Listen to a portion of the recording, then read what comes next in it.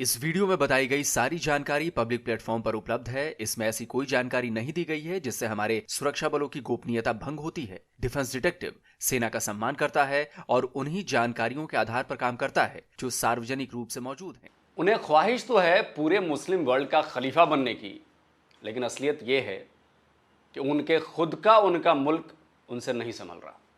मैं जिसकी बात कर रहा हूं उनका नाम है रेसेप तैयब एर्दोगान, तुर्की के प्रेसिडेंट एर्दोगान। एर्दोगान पिछले कुछ दिनों से बहुत खौफ में हैं, बहुत डरे हुए हैं। उन्हें इस बात का डर है कि पिछले साल हुए चुनाव में किसी तरह तो वो अपनी सत्ता बचाने में कामयाब हो गए, लेकिन अब देश में एक बार फिर तख्ता पलट के बादल मंडरा रहे हैं। नमस्कार दोस्तों, डिफेंस डिटेक्टिव के एक नए एपिसोड में आप सभी का स्वागत है। मैं हूं आलू। तुर्की में तख्ता पलट यानी कू की कॉन्स्पिरेसी की खबरों ने हड़कंप मचा दिया है। गवर्नमेंट और पॉलिटिकल फील्ड ही नहीं, पूरे देश में एक सनसनी मच गई है। आज के इस वीडियो में मैं आपको बताऊंगा कि क्यों तुर्की में तख्ता पलट की आशंका जताई जा रही है, इसके पीछे कौन कौन से लोग हैं और एर्दोगान इस संकट से निपटने के लिए क्या कर रहे हैं, और क्यों एर्दोगान की तुलना पुतिन और प्रिगोजिन वाले मामले से की जा रही है। तुर्की के प्रेसिडेंट एर्दोगान टेंशन में हैं। उनकी गवर्नमेंट और इंटेलिजेंस एजेंसीज हाई अलर्ट पर हैं और इसकी वजह कू का खतरा। एकेआई प्रेस की इस हेडलाइन को देखिए, लिखा है एर्दोगान ने कू की रिपोर्ट के बाद इमरजेंसी मीटिंग बुलाई।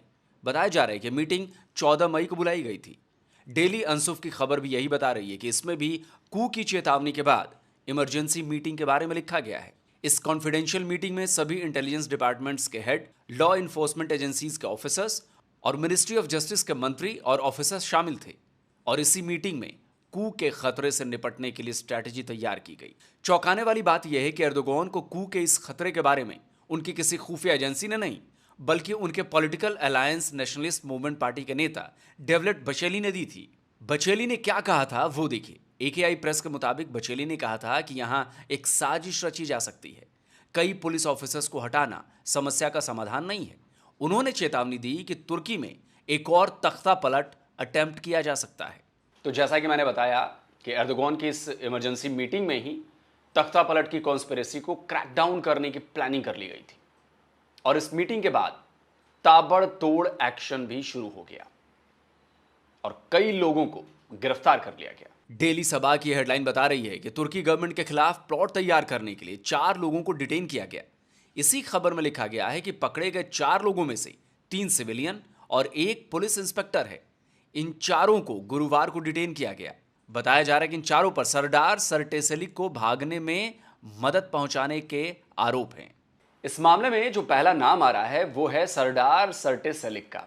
कौन है ये सरदार सर्टेसेलिक, ये बताऊंगा, लेकिन उससे पहले आपको यह भी बता दूं कि इन 4 लोगों को हिरासत में लेने से ठीक एक दिन पहले ही तुर्की की राजधानी अंकारा के एक डिप्टी पुलिस समेत 4 पुलिस अधिकारियों को सर्टेसेलिक से ही जुड़े एक मामले में हिरासत में लिया गया था।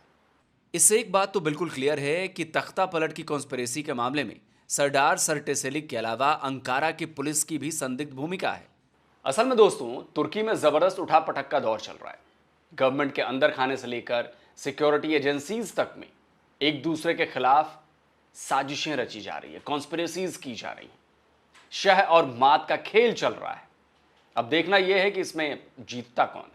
स्पुतनिक की खबर बता रही है कि प्रेसिडेंट एर्दोगान ने कू प्लॉट के मास्टरमाइंड का खुलासा कर दिया है। असल में पार्लियामेंट मीटिंग के दौरान एर्दोगान ने कहा कि वो लोग जो एफईटीओ के कर्ज को उतारना चाहते हैं वो कभी चुप नहीं बैठेंगे।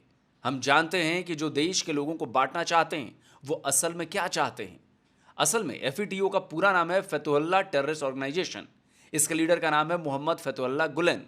फतहुल्लाह एक तुर्किश प्रीस्ट है। उसने गुलेन मूवमेंट की शुरुआत की थी। इसका गढ़ अमेरिका है। अमेरिका में फेटो के कई स्कूल भी चलते हैं। 2016 के तख्ता पलट अटेम्प्ट के पीछे भी फतहुल्लाह का नाम सामने आया था। तब तुर्की ने अमेरिका पर इस कू अटेम्प्ट को मदद करने का आरोप लगाया था। 2016 में तख्ता पलट की कोशिश के बाद गुलेन तुर्की से गायब हो गया। बताया जाता है कि वो अमेरिका के पेंसिल्वेनिया में रहता है। तो कहने का मतलब यह है कि एर्दोगान ने इशारों इशारों में कू की इस नई साजिश के पीछे भी फतहुल्लाह और अमेरिका पर निशाना साधा है। लेकिन मामला इतने भर का नहीं है। इसके पीछे और भी कई किरदार हैं और भी कई कहानियां हैं। मैंने आपको पहले बताया था कि इस मामले में कुछ पुलिस वालों को डिटेन किया गया है। तो क्या पुलिस वाले तख्ता पलट की इस कोशिश में शामिल थे? रशिया टुडे की इस खबर को देखिए, लिखा है major crackdown reported in Turkish police. इस खबर में एक बार फिर सरदार सर्टेसलिक का नाम आया है। खबर बता रही है कि सरदार एक क्रिमिनल गैंग के लीडर आयान बोरा कपलान का दाहिना हाथ था, जिसका भंडाफोड़ पिछले साल ही किया गया था। कपलान को पिछले साल सितंबर में एस्नेबोगा एयरपोर्ट पर गिरफ्तार किया गया था। बताया गया था कि कपलान टाइगर्स नाम के अंडरवर्ल्ड ग्रुप का लीडर है। लेकिन इस कपलान की गिरफ्तारी के बाद से ही इसके नेताओं, पुलिस और जुडिशरी के लिंक सामने आने लगे और इसी खुलासे ने तुर्की में हड़कंप मचा दिया। सबसे बड़ी बात यह थी कि इसमें एर्दोगान के एक बहुत करीबी नेता और फॉर्मर मिनिस्टर का भी नाम शामिल था। उस फॉर्मर मिनिस्टर का नाम है सुलेमान सोयलू। सुलेमान के बारे में भी आपको बताऊंगा, लेकिन पहले आपको इस पूरे मामले में तुर्की की पुलिस की जो भूमिका है उसके बारे में बताना बहुत जरूरी है। दोस्तों, तुर्की की जिस पुलिस को क्राइम कंट्रोल करना चाहिए था, अपराधियों पर नकेल कसनी चाहिए थी, वो खुद एक बड़े क्रिमिनल गैंग को फैसिलिटेट कर रही थी, उसके साथ थी। और उसमें कोई छोटे मोटे सिपाही नहीं, बल्कि तुर्की की पुलिस के बड़े बड़े ऑफिसर भी शामिल थे।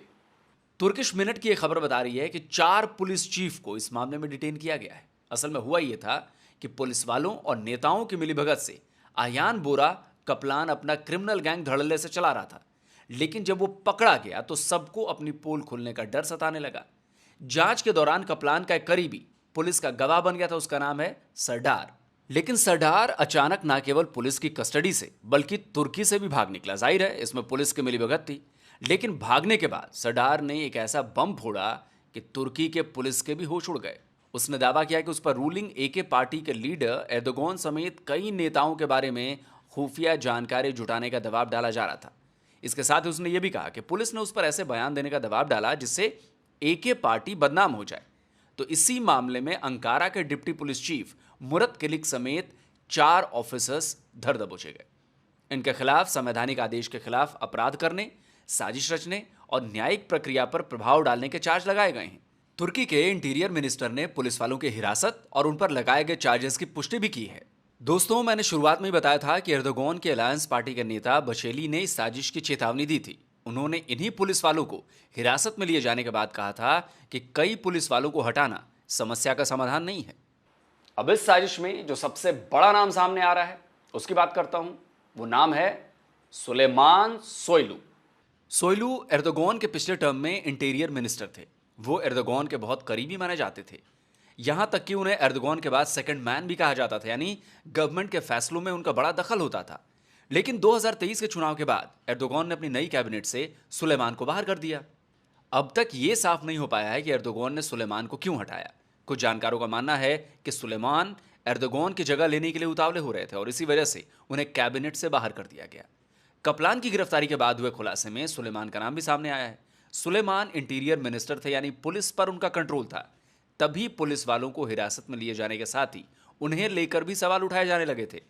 प्रेसिडेंट एर्दोगान ने पिछले साल अगस्त में ही सुलेमान के टर्म में पोस्टेड कई पुलिस चीफ्स को भी हटा दिया था। यानी एर्दोगान को कहीं ना कहीं इस बात के इंडिकेशंस मिलने लगे होंगे।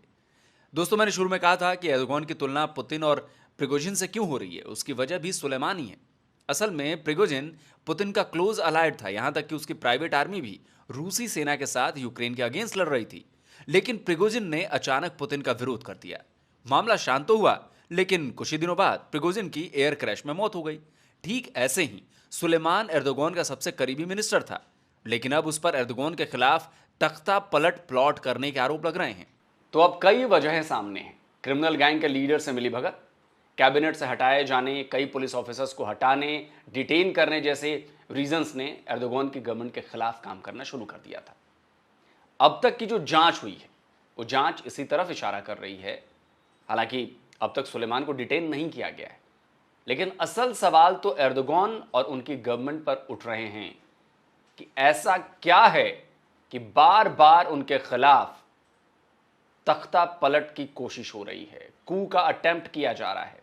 अगर 2016 के कू अटेम्प्ट को छोड़ भी दें तो इस बार उनके करीबी नेता और इतने सारे पुलिस ऑफिसर्स का तख्ता पलट की साजिश में शामिल होना एर्दोगान की देश में एक्सेप्टेंस पर प्रश्न चिन्ह लगा रहा है। इससे एक और बात साफ हो जाती है कि एर्दोगान खुद को दुनिया के मुस्लिम मुल्कों का खलीफा बनाने की चाह में अपने ही देश की जो प्रॉब्लम्स हैं, जो समस्याएं हैं, उसको नजरअंदाज करते चले गए, जिसका नतीजा आज दिखाई दे रहा है। तुर्की में बेरोजगारी और महंगाई चरम पर है, अर्थव्यवस्था की हालत भी बिगड़ती जा रही है, लेकिन एर्दोगान को भारत के मामले में टांग अड़ानी रहती है, कश्मीर की चिंता करनी रहती है। तो भाई जब अपने देश के हाल पर आंखें बंद कर लोगे तो यही होगा ना, लोग शांत बैठेंगे नहीं, आपके खिलाफ काम करेंगे और तख्ता पलट भी इसी का नतीजा हो सकता है। तो दोस्तों, आज का ये वीडियो आपको कैसा लगा जरूर बताइए, अपनी कमेंट में अपनी राय जरूर दीजिए, बहुत जरूरी है। कमेंट्स में पढ़ता हूं, आपकी राय से बहुत कुछ सीखने को भी मिलता है, तो कमेंट जरूर करें, अपनी राय जरूर दें। और जिन दोस्तों ने अभी तक डिफेंस डिटेक्टिव को सब्सक्राइब नहीं किया है तो भाई चैनल को सब्सक्राइब करिए, साथ ही बेल आइकॉन जरूर दबाइए, जिससे हमारे द्वारा अपलोड किए गए हर वीडियो की जानकारी आप तक फौरन पहुंच जाए। जल्दी मिलता हूं एक और नए वीडियो के साथ। नमस्कार, जय हिंद।